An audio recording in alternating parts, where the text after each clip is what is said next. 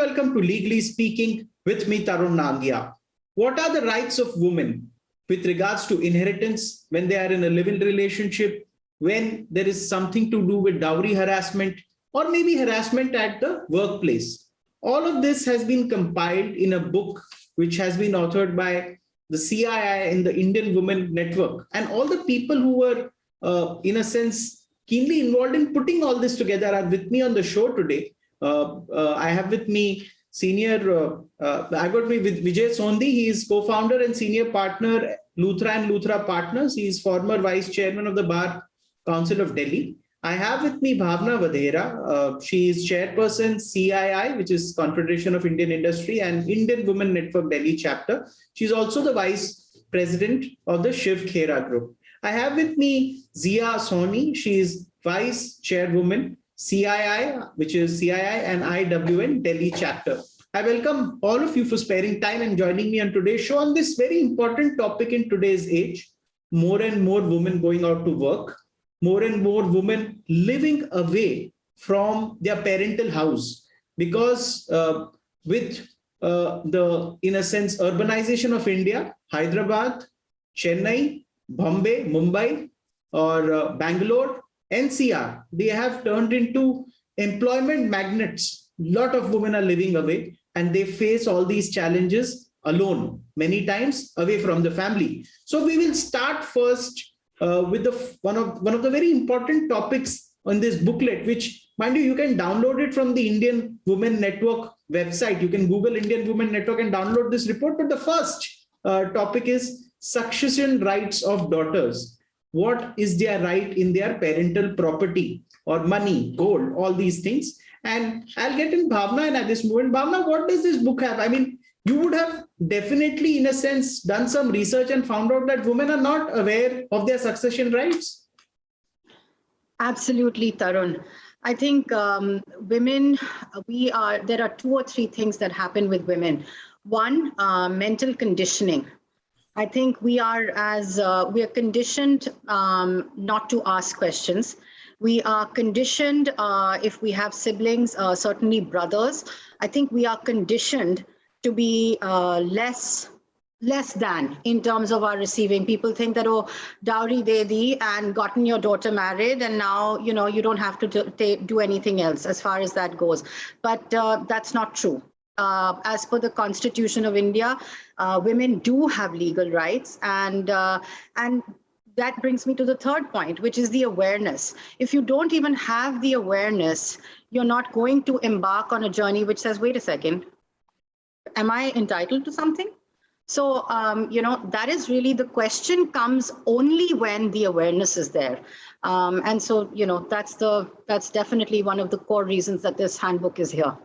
Okay, that's an important point. I'll get quickly Mr. Sondhi. Mr. Sondhi, if you can, in about a minute or so, tell me what are the succession rights of women? Do they have equal rights under the law? You're completely right. Women have equal rights. A daughter has equal rights so far as the succession are concerned. She can also be a Karta in a HUF, so her rights can never be taken away. So if there are 2 daughters and 2 sons, property will get devolved upon all the 4 children in equal share. Okay. So basically the law does not discriminate with women. They get equal rights in their parents' property, cash, gold, or whatever other assets the family has. The law on this land in our country, India, does not discriminate. That's interesting to know. I will go to Zia Soni now. If you see, you have also delved into the rights of a live-in partner. Now, we are not, in a sense, unaware of this fact that there are a lot of, in a sense, monetary disputes that arise when women and men, they separate after a live-in relationship. Do you think this made it important for you to include this chapter in this book so that women are aware of their rights in a live-in relationship? Yes, Tarun, I think it is important because we as women are moving out of their parental home, as you mentioned, more and more women are have live-in relationships with men. And oftentimes they do lend a lot of money to these men. out of goodwill. And when the relationship breaks up, they find it very hard to recover this money because they have no contract. Don't have it in writing anywhere. And I don't even think that they are aware that they have any rights. So it's very important for all working women to know about these things. So if ever they come into trouble, they know their rights and they can approach somebody to help them out. Okay. I'll go to Mr. Sondhi. Mr. Sondhi, what are the, in a sense, one or two big problems that may arise out of a live-in relationship? It's not alien to our society. In fact, in urban centers, in much greater numbers. No, I agree. There is no perfect definition of a live-in relationship. Supreme Court in the year 2015 or 2013 decided a case and gave parameters as to what all can be construed as a live-in relationship. Depends on the number of years they've been together, their accounts, whether living jointly, cohabitation, and so on and so forth. But at best, a live-in partner is entitled to maintenance, have no rights over the inheritance, and the specific issue which my friend raised it here with regard to the lending of the money and recovery thereof, civil proceedings or criminal proceedings can be filed for recovery of the monies against the live-in partner. So, Mr. Sondhi, if I have no evidence of having paid money, even then I can claim money? You have to have some evidence. If it's paid in cash, how would you prove it? That's a very important point, viewers. If you're in a live-in relationship and if you doubt that there's going to be a dispute, don't pay money in cash. Because if you pay money in cash, then even law can't help you. So if you pay, leave a transaction trail, which should be a bank transfer, a NEFT, or these kind of things. That's a very interesting point, Mr. Sondhi, which you shared with the viewers. I'll go to Bhavna here at this point. Bhavna, there's a very interesting chapter number 15 in your booklet, which talks about rights under employment laws in the private sector. Now, there are many things, but one important thing is some employers would force women employees to report to duty in the late hours, and there will be no pickup or drop provided, and there are disputes. We see that happening in the private sector. Second, maternity leave sometimes becomes an issue. The government has given provision. Do you think these are the things that got your attention, and that's why this chapter is there in this book? Or there is more to it? Yeah, so Tarun, that's the whole employment thing is a very important piece. Today, more and more people are working. And I think the differentiation does need to be made between government sector and private sector. The private sector is interesting because enforceability is almost nil. Right? It is, and it's up to you how you negotiate. So there are, you cover two aspects. One is safety. So if you go, actually, there is, Vijay can speak to the actual law around it, but there is, you are actually entitled to be dropped to your residence and picked up. Isn't that right, Vijay? Absolutely right. Yeah. And then when it comes to maternity, again, enforceability is very difficult. There are guidelines for it, but in government organizations, we found that they are far more enforceable. There's no, debate around that. Isn't that also right, Vijay? I have to check with the legal expert here. No. I may add here, in case an employer denies maternity leave, which is 26 months, straight away criminal case can be filed against the employer. Law provides for it, and your book deals with it. Yeah. How many months you said? 26? 26 weeks. 26 weeks. Weeks. And I think 8 weeks when it comes to adoption. So when you're adopting a child also, then also you're entitled to 8 weeks of leave. And 26 weeks of leave for maternity purposes. So, Mr. Sondhi, what are the pick up and drop rights of a woman? Is it after 8 p.m. or 9 p.m.? Is there some law governing? What happens is district magistrate is empowered to lay down guidelines, like in Gurgaon, Noida, that's the NCR, and of course in most of the cities, including Delhi, there are guidelines for the private employees. It's primarily started with the women working in the BPOs and KPOs, so late working in the night.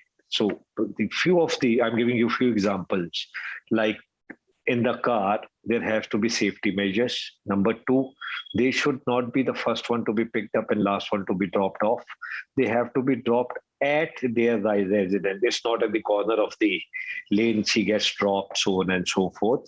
Constant monitoring of the car is equally important. And in case there is no need, there is no point in keeping the workman, especially a lady, to work at the wee hours or late in the evening. So all these safety measures are adequately in place, and most of the employers are following it. Otherwise, they face prosecution. Okay. Now, Tarun, can I add? Can Yes, I add something here? yes, So, Bhavna. see, the point about employment is one, safety, two, maternity. But actually, we go to a wider concept, which is under the Constitution, actually, men and women have equal right to pay. So equality, even there is a huge disparity, gender disparity here. When for the same job, men get paid X and women get paid half X, So there, I think it again comes down to you're doing the same job. Your rights should be the same. You should be entitled to the same pay and what you can negotiate, right? Isn't that right, Vijay? Because that is a big piece here. What happens is, yeah. I'm Go so ahead. sorry. If you go back, look at the Constitution. Absolutely right. Equal opportunities, equal pay for equal work. Labor laws, same criteria apply. But when it comes to private employment, you have to negotiate. That's where, when you are signing your agreement contract, you have to negotiate very well, know what your rights are. Mr. Sondi, government will not discriminate, but the private sector has no laws where they are, in a sense, forced to comply at equal wages for both men and women. Is that what you're saying? That is why you have to negotiate with the employer and make sure that your employment agreement contains all the terms and conditions which are favorable to you. Only option a person has is to negotiate with the employer. That's it. That's it. Okay. So that's it. In private sector, you have to negotiate with your employer for equal pay. That right you have. You can always negotiate for equal. Or maybe better pay. Why not better pay? Yeah. So now we will move ahead. Zia, there is a chapter on rights against harassment. We know harassment in our country can take various forms where it will be very difficult to attribute, but it can take forms where women will quit jobs because obviously they have been targeted in some way. Do you think that is the reason why this chapter you included, rights against harassment? Yes, harassment in the workplace is widespread. And we truly believe that women need to know their rights of how to safeguard themselves, because harassment can be a very embarrassing situation, especially when it comes to your colleagues. I don't think most women would talk about this openly, but if they have knowledge of their rights, they will be empowered and they will speak up and they will get some sort of support. And I think it's really important for women to know their rights in the workplace. Okay. I'll get Mr. Sondi in at this point. Mr. Sondi, now harassment can be verbal, not only physical. Do you think that side becomes more, in a sense, difficult to track this or solve this issue? No, not at all. It depends on the number of the witnesses you may have. And these days, each one of us carry few recording instruments with us. So, and if it is being done on computers or maybe electronic device, so it can very well be checked and the person can be caught. So even verbal, answering your question, can adequately be dealt with, and it has been dealt with in various cases. You have to follow the process. Women has to file a complaint, and the sexual harassment code is exhaustive enough to cover anything and everything to safeguard the interest of women. Okay. Moving ahead, there is an important point on the rights available to a woman if she's accused of a crime. You know, many times falsely also cases are filed against women. And I mean, there is one law which I know that you need a woman police constable or officer if you want to arrest or detain a woman. Many times women are also not available of these rights. Bhavna, do you think that's the reason this chapter finds its place in your book? Absolutely, Tarun. It takes nothing to accuse somebody of a crime. Let's understand that. There is no barrier almost to that. So as a result, it is very important. It is imperative, in fact, that women know that when they are being questioned, when they are being grilled, they have rights. They have to have a woman present. They are, it is absolutely important for going back to the safety of a person. See, in our country, the accused is almost determined to be guilty as charged. In the Western countries, you find that you are charged, but you have to be proven guilty. In our country, you're guilty upon charging, so you have to prove your innocence. So there are two things at play here in our country, right? We have to, one, see the safety of the person, to be able to feel supported. And that's why it's very important for this kind of handbook, because if you don't even know what your rights are, how do you feel supported? How do you feel that you can even access them? So. I'll go to Mr. Sondhi. Mr. Sondhi, arrest, detention, investigation. Can you share in a few words the rights a woman has? Just a very small example. A woman cannot be called to the police station. Interrogated had to be at her own place in the presence of other women. So these are the small safeguards which are provided to her. And rest of the rights are equal to that of a man or any other quote unquote offender or an accused person. Here the women have to be aware of her rights, not only her rights qua criminal prosecution, but also her rights arising out of maybe perhaps I can give example of dowry. Somebody asked for dowry. What are her rights? Whether she should file a complaint or who should file a complaint. Istridhan. Not many women know that anything and everything given to them prior to, during, or after marriage constitutes their exclusive property, securing them. So these are the things which have been dealt with exclusively. Having a minor girl as a laborer, you are violating the law. So you cannot have a minor child working as assisting in household affairs, so on and so forth. So everything has been dealt with in the book. This is very interesting, Mr. Sondhi, because I'm sure that anyone who reads this book will find so many things that will have them better placed in society as to regard to their rights. Even I think from the educated middle and higher middle classes, this awareness is very low. Thanks for sharing these important points with us. Zia, eve teasing is mentioned in the book, which you also, were a part to author.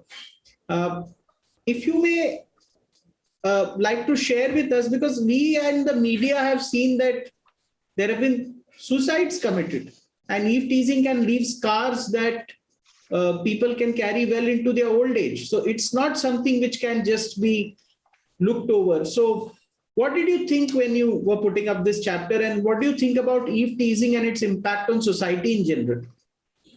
Well, eve teasing seems to be a pretty common thing in our country. And so far, I don't think anyone has been reprimanded strongly, because it continues very across the states. And we deal with women across society, and we just wanted them to know that even something like eve teasing has consequences. Consequences have to be faced. And so we wanted our women to know that even something which quote unquote a man may consider small, eve teasing, is something that's quite serious and has to be taken up strongly. I'll go to Mr. Sondhi. Eve teasing cases, even if the crime can't be prosecuted and a big sentence be given, but as a societal problem, don't you think it is a very big problem that India faces? Problem is, unfortunately, most of the girls or women do not exercise their legal rights. Eve teasing is an offense under the Indian Penal Code, Section 509 and Section 292, amongst other sections, deal with it. Someone misbehaves, please go to the nearest police station, get the FIR done, have the person prosecuted and put him behind bars. It's after the due process of law is followed. Mistake we people make it, we hush it, we close it. We don't tell our daughters, our sisters to go and file a complaint with the police authorities if someone misbehaves with them. So Okay. this deals with this book gives the instances and what all remedies you have. Most of the police stations have their rapid action force for protecting the rights of women. So police is acting really fast. They do act really fast when it comes to offences against women. Now, Mr. Sondhi, I'll take you to another interesting chapter from the book which you co-authored. It is on rape. Now, this is very interesting because consent in our society is not understood. Maybe because it's a patriarchal society that the concept of consent is not clear. So many rapes are not reported.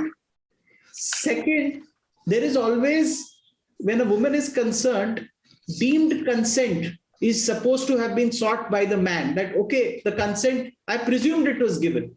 So when you don't understand consent, then you can never understand rape. Bhavna, do you think that is why this chapter was included? Because rape is not the horrific scenes that you see on movies. It is every day in offices, society, when you meet your friends, it can occur anywhere, and consent is not understood. Do you think that's the problem we have today in urbanized India, that we have modern glass and steel buildings, supposedly people wearing good clothes, but they don't understand consent? Actually, yeah, Tarun, it's coming back to gender. If we don't educate our men about understanding consent, obviously you'll have more frequency of this. But as women, you are entitled to know your legal rights. You are entitled to know that you have the right to refuse. And that is actually within marriages as well. And obviously it's at the workplace, it should not be happening. Bhavna, have you dealt with this marital rape also in the booklet? Though there is no law currently, which, but we have seen cases where, unnatural sex and other forms of abuse have led to women running out of their marital home. And it happens. And then this chorus grew louder that there needs to be a law on this because women are suffering. Have you covered also this briefly in the booklet? We have touched upon it, both in terms of physical cruelty, mental cruelty, as well as consensual acts. Okay. Zia, bringing you on this topic itself, on the issue of rape, do you think there needs to be a much wider consensus on the issue of consent in society, where consent is not deemed to be given in marriages or even otherwise in society? Yes, I think women need to understand that they do have the right to consent. And hopefully our handbook will help a lot of women understand what their rights are in this space. Okay. Mr. Sondhi, because you deal with a lot of these kind of matters also, what is the problem with the issue of consent in India? What is not understood in this country? And that's why, we have two problems. Underreporting of rape cases. It is said that rapes in middle-class families are not reported. I know there is no data to substantiate, but it is said by people, social scientists who understand society better than our panel here, that in certain stratas of society, there is absolutely no reporting. Would you substantiate it, Mr. Sondhi, or do you have some other opinion on this? Okay, men need to understand that no means no. It's not as if they don't understand, they don't follow it. That's what unfortunately results in this kind of a heinous offense. Number two, underreporting. Our legal system, and I'm attributing delays under legal system, bad investigation, not a thorough investigation.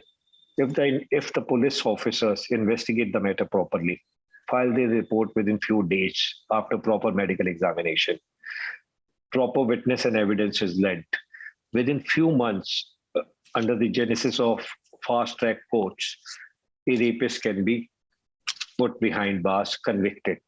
So the process is what takes time. That is a deterrent perhaps for people to go to the police station. Two issues which I covered in my career were worrying with regards to this, that women who went to complain that they were raped in the police station. If you Google, there are enough news articles. I've read about it, and I'm so sorry Yeah. It is- about the Second, the state of affairs. court, you may able to tell me, the court has banned 2-finger, 3-finger tests. Despite the ban, and you would correct me if I'm wrong here, they continue rampantly. So you have created all kinds of obstacles for women to complain against any unfortunate incident. I would go a step ahead. During the cross-examination, the kind of questions are asked from the person is again a big question mark. So what needs to be done? I'll give you one example of a case in Alwar. A judge had completed the prosecution of the case from the date of unfortunate till the date of final conviction within 17 working days.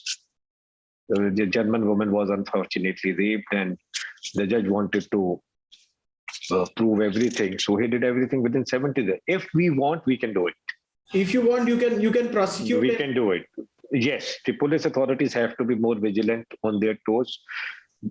Justice delivery system should be very, very efficient. It's not as if we don't have efficient judges. We do have number of courts and number of judges we have to enhance. We have to make sure that one judge cannot handle 100 and 150 cases on everyday basis.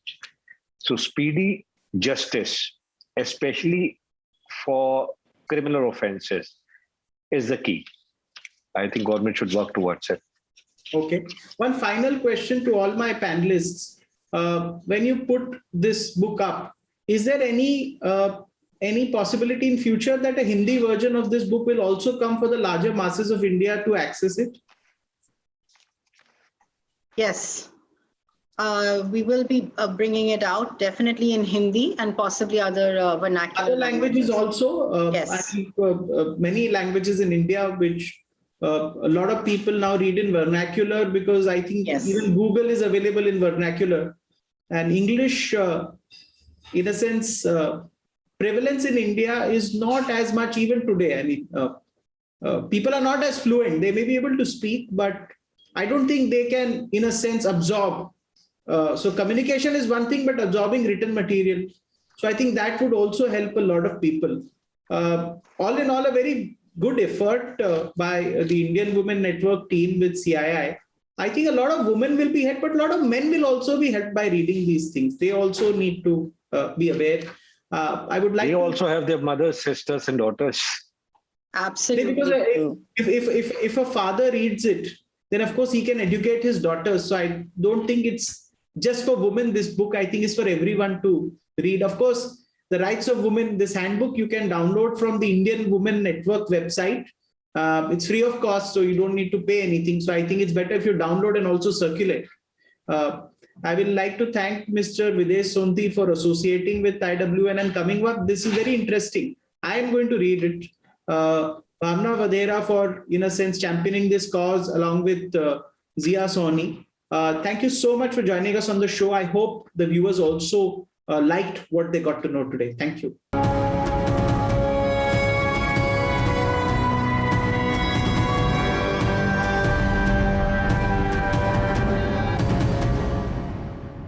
For more such videos, subscribe to the NewsX YouTube channel, hit the bell icon.